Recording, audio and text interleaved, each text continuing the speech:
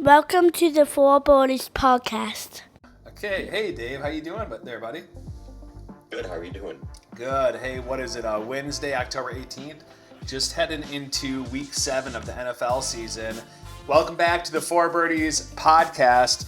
You may be asking yourself, why are there golf balls and tees in the background? Well, this is also a golf show, only we're talking about fantasy football right now, okay? So we make the rules in the off season in Michigan. Hey, we can't golf, so we follow football. A lot of football, and when the spring and the summer rolls around, then we're going to have a golf show we're going to unveil, and we're going to knock some socks off with that. So some real big socks with that.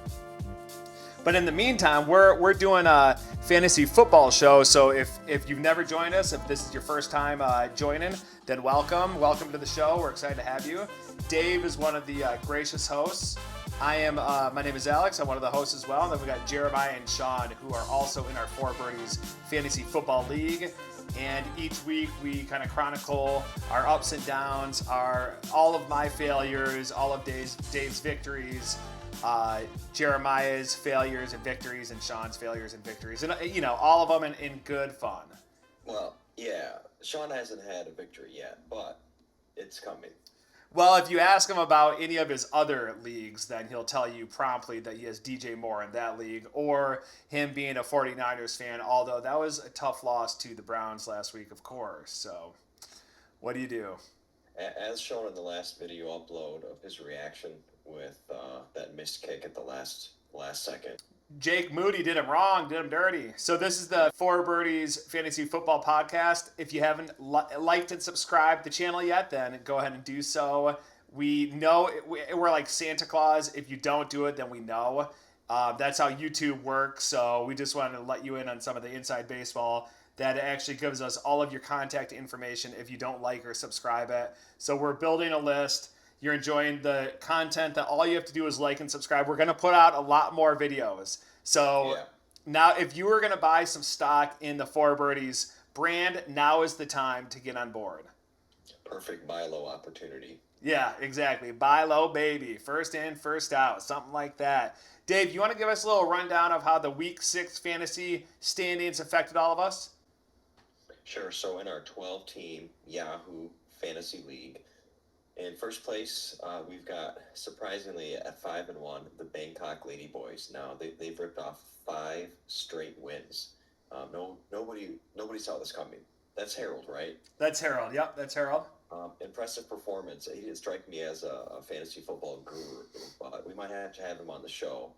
He can kind of talk about, what's his secret to success here. He's a wizard.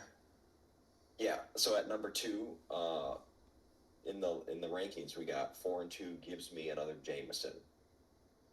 And then third place, we got 4-2 only here for Jimmy. That's Sean's girlfriend, Cassie. Yep, Cassie, otherwise known as Kathy. And she was crushing it. She came out of the gates pretty strong. Yep, so she's doing okay. I think she lost last week. No, I think she won. Did she win? Oh, yeah, okay. Everybody here in the top 5 got a win. So, nice. Fourth place right now, our co-host Jeremiah, 4-2 orange Shinola, which I don't know what that reference is. That's a Shinola. That's a watch. The orange Shinola is a brand of a watch. Yes. It's a watch. Okay, cool. I didn't know that. Old watch. And then you got in the fifth place spot, you got yours truly. That's me at 4-2. Sherman Wilson Pants. Good for you. Oh, yeah. And as far as risers and fallers, I already mentioned Harold with Bangkok Ladyboys, 5 straight wins. And for the biggest fallers, we have Sean, unfortunately. The name of his team right now is the People's Tight End. He might change that, but that's 6 straight losses. So, again, I might have said, I'm sure he's losing sleep over that. Sorry, Dave, I zoned out for a second. What did you just say? I'm sorry, I'll have to say it again. So biggest faller right now is our co-host Sean in last place with 6 straight losses. But in his defense, he has put up a decent amount of points. I don't feel like it's totally fair that he belongs at the bottom there. Let's see here. And the team, the 49ers, that he almost is going to play for because he still thinks he could in his head, they won all of their games so far, except for the time they lost to Cleveland last week. I will say he has had the most points scored against him in the entire league.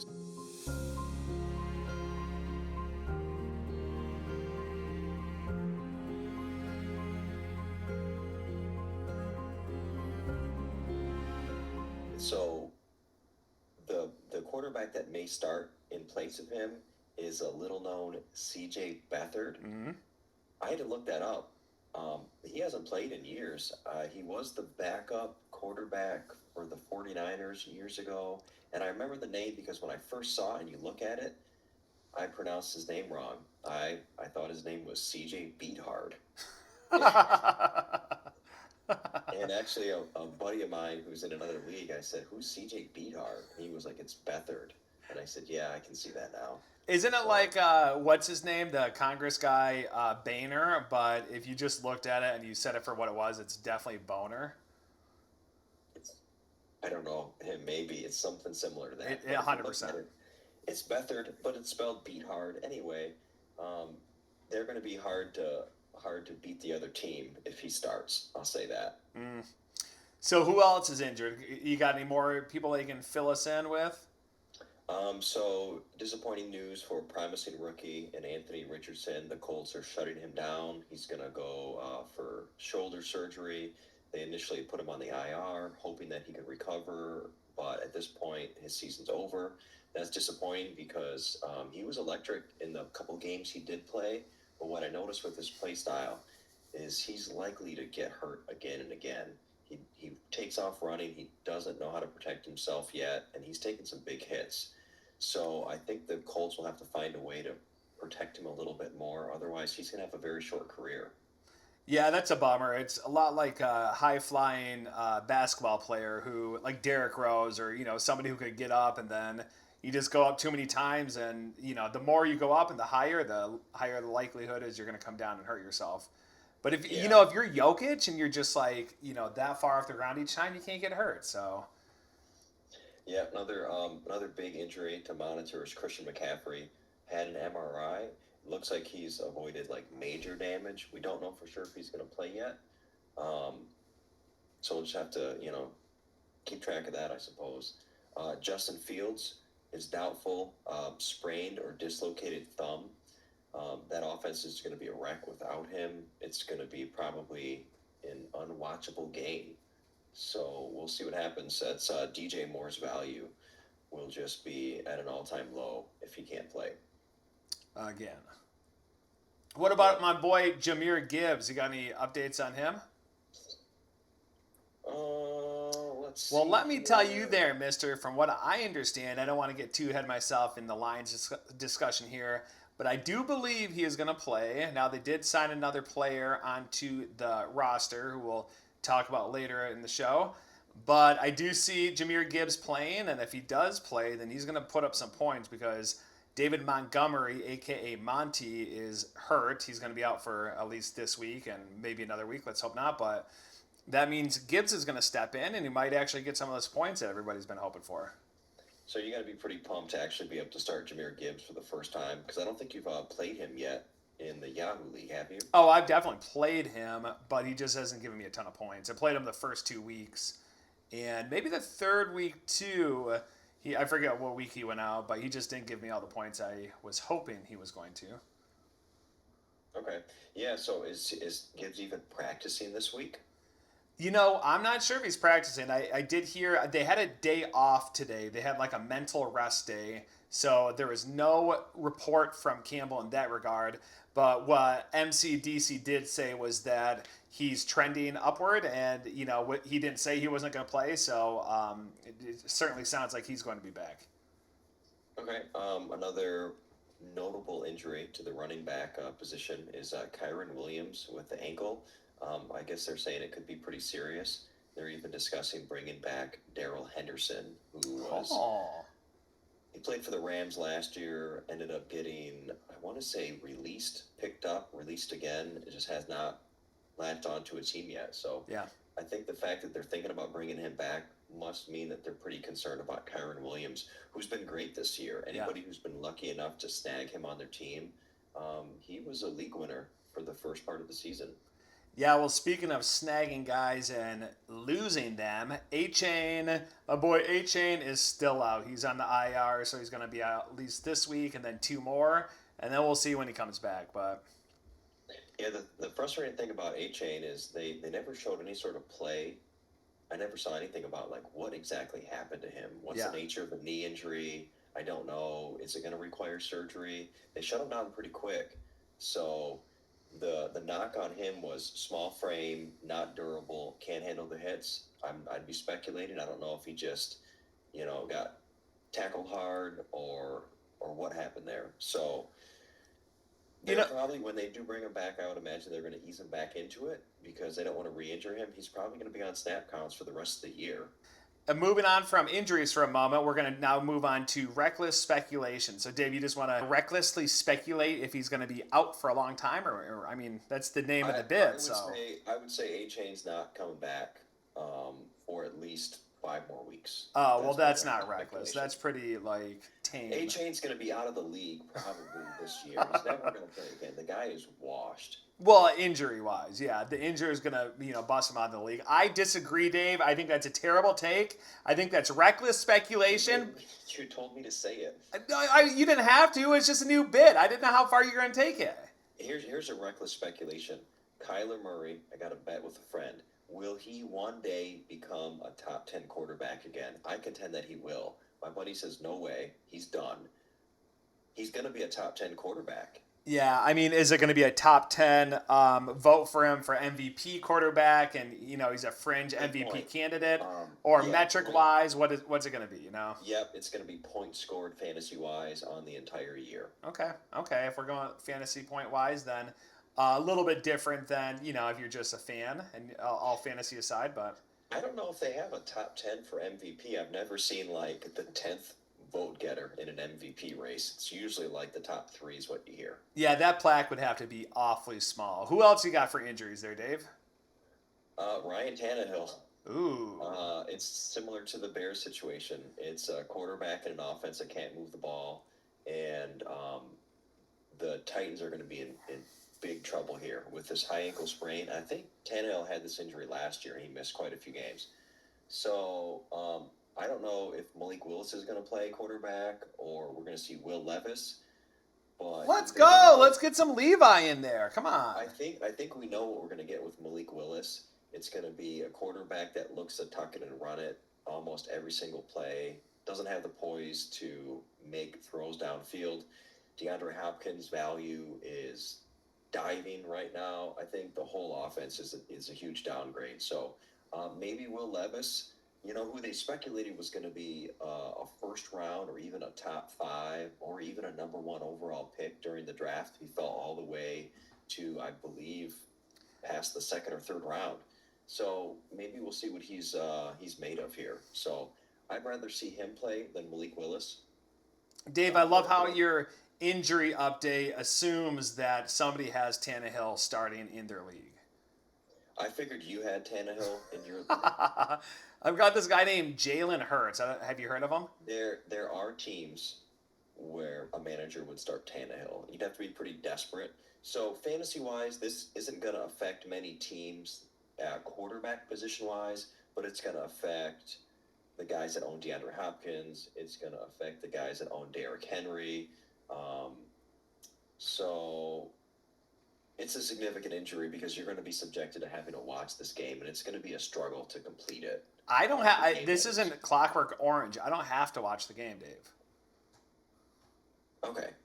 I don't know if you realize that. For anybody, I apologize. For anybody that is forced to watch the Titans game, please call the 800 number below, and you can ask for help. Mm-hmm. Ask for a lot of help. You're going to need it. Can you put a phone number, or can you do an overlay for a phone number there? I'll definitely do an overlay for a phone number. Just make up a phone number. Yeah. 1-800 Titan fans. Or I just put somebody's random phone number on there. Yeah, put Sean's phone number. Okay, any more injuries to report? You didn't mention Deebo Samuel. I know you had touched on. I missed Deebo, but yeah, you could include him if you want. Yeah. Anybody else you got? I mean, Montgomery's out. I think people probably know Or that. we do a recap of the other notable people that are on IR or injured, like Justin Jefferson. Yeah, I think well, he's on IR, right? So anybody Yeah, else? we'll just do the quick Debo Samuel. All right, so you heard it there. Debo is out. Justin Jefferson is out as well. If you need more, we can't tell you all of it right now. You have to do some homework yourself. You come to us for entertainment, and you're gonna get some tips, but we can't give it to you all the time. Okay? Speaking of tips, we do have a quick tip for the average fantasy football player, somebody like maybe your mom that Oh, has never yeah. played fantasy football before. Don't blow your waiver order priority on a kicker. Okay, I see people do this and it drives me crazy. That kicker will be available after the waivers run. Wait a second, okay, and pick them up as a free agent. So that's my advice. Don't blow your waiver order priority on a kicker. That's your tip for your mom, huh? Tip for the moms out there. Yeah, most waivers will run like at 6 a.m., 5 or 6 a.m., like on a Wednesday morning.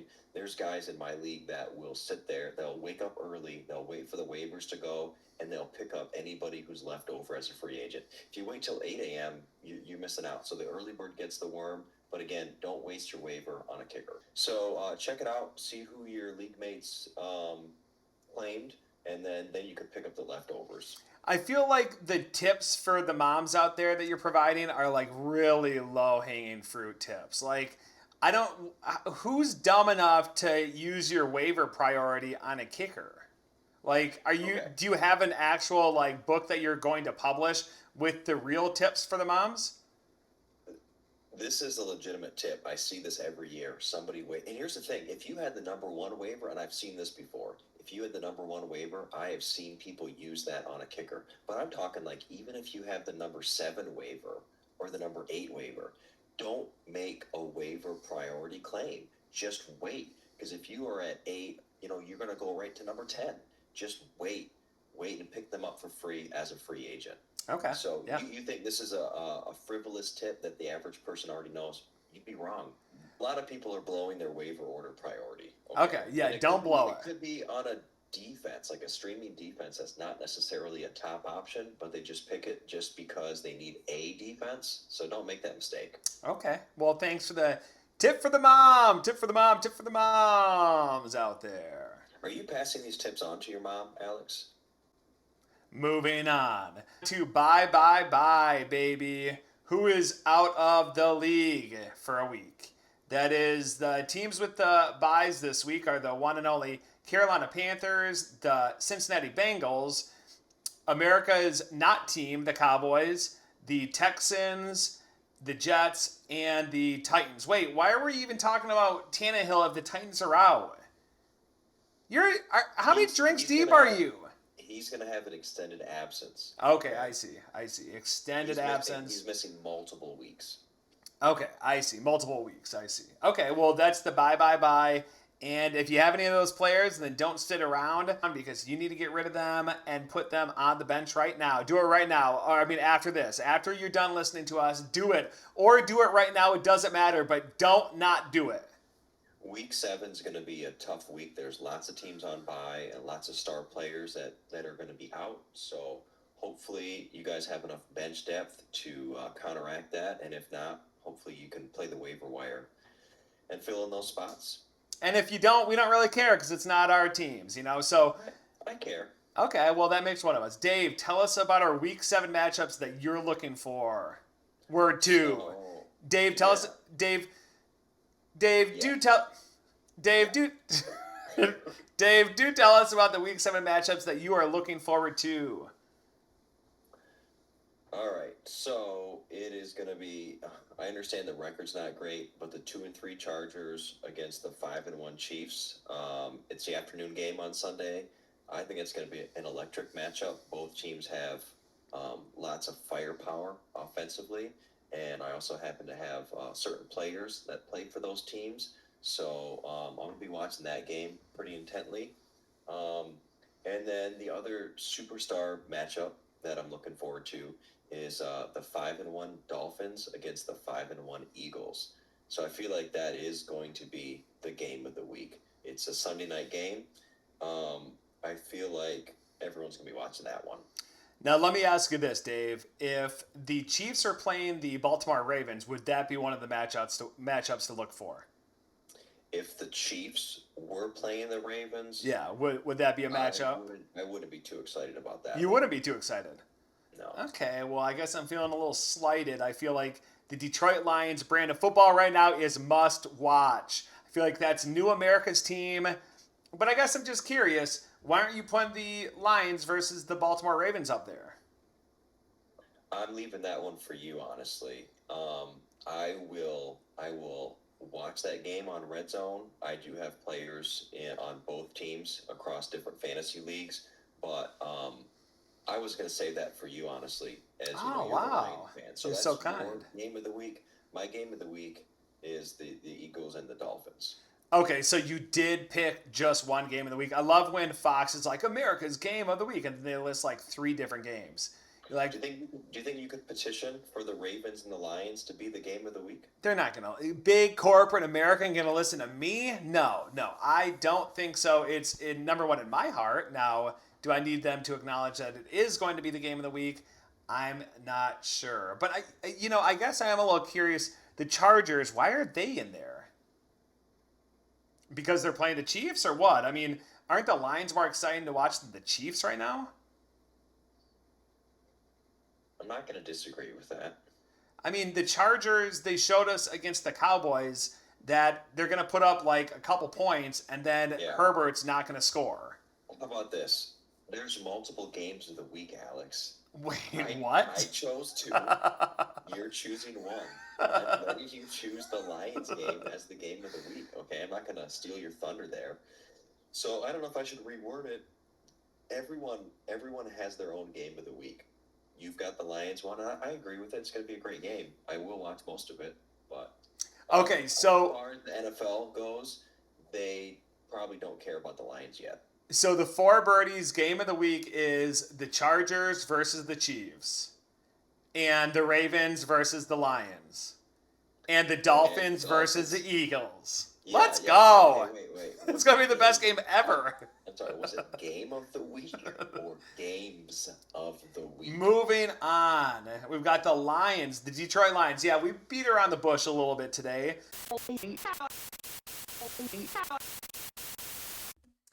So Dave's dead. Yeah, I know it's a little shocking and a little abrupt, but Dave died.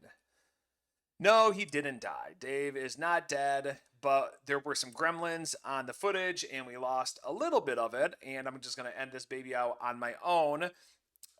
One thing we want to do was we want to introduce a new segment. It is called Dear Mr. Commissioner, and this is a bit that Dave's going to do on a weekly basis.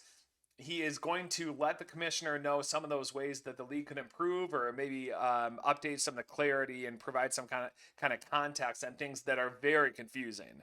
So we're going to turn it over right now, and this is called Dear Mr. Commissioner. I hope you like it. Dear Mr. Commissioner, why do they call them running backs when they actually run forward? Shouldn't they be called running forwards instead? Anyway, I have to go clean my room. Bye-bye.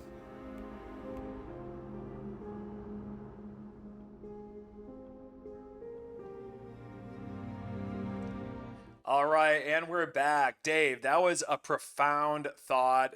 It gets me thinking. It just puts me in the right headspace. I appreciate you for asking the tough questions. So thanks, Dave. Appreciate you there, buddy. Moving on to the Detroit Lions. Man, am I a Detroit Lions fan ever since I was a little kid. I remember watching it, growing up, and Barry Sanders being on the TV. He was drafted in '89. I was born in '84. So, as early as I can remember watching football, had the greatest running back of all time out there, juking dudes out of their jock straps. And, just I would say anybody who is about my age probably is a Detroit Lions fan for life because of that. Also had a great receiver in Herman Moore. And Rodney Pete, the quarterback, was not great, but he was the quarterback. Those were the teams. And, forever since, I've been a huge Detroit Lions fan, the biggest. I want to be there at the draft day and, be like number one super fan. I think there's probably going to be some competition, I would imagine. There are a lot of super fans for the Detroit Lions, as you have probably noticed. But this week coming up, week 7 against the Baltimore Ravens, a team that definitely I don't think anybody is overlooking. I do think that some fans might be moving on and starting to look up to the games in the following weeks to come against the Bears and the Vikings and Broncos. This is going to be a good game. This will be a big one. We'll see how the defense plays. The defense right now is 7th in the league in yards allowed per game, and the offense is 3rd. So with with rankings like that and looking so good, that I think the Lions are going to come in. They stand a chance to win this game. I'm guessing 21-14, 21-17, something like that. The Lions have been putting up some points against bad teams and about the 20s, 20 to 21 points a game against some of the decent teams. So with Baltimore being another decent team, I could see it landing somewhere in that area, 21-14, 21-17. Some good news is Jahmyr Gibbs is going to play, so that's awesome news, especially if you have him on the fantasy team, which I do. So I'm hoping he gets a lot of points for both the Lions and my fantasy team, which is going to happen concurrently. Brian Branch, my favorite rookie, my favorite Lion right now. He's not going to not be my favorite Lion. Let's just be honest, man. I freaking love that guy. He's so good. So he's back. It looks like he's going to play. And then Craig Reynolds. I didn't realize that Craig was hurt, but Craig he must have hurt like something after he destroyed Carlton Davis on the epic block he had for that Golden Tate touchdown. Look at me. For the Monroe St. Brown touchdown. So Craig must have gotten banged up a little bit in there, but let's hope he's good to go. And assuming Monty's not out there, he's going to be picking up some minutes. Jared Goff looks like an MVP candidate. I don't care if he wins the MVP. He might not care either. He probably just wants to play some good football. We want to see him play good football and win. And he's doing a great job with that.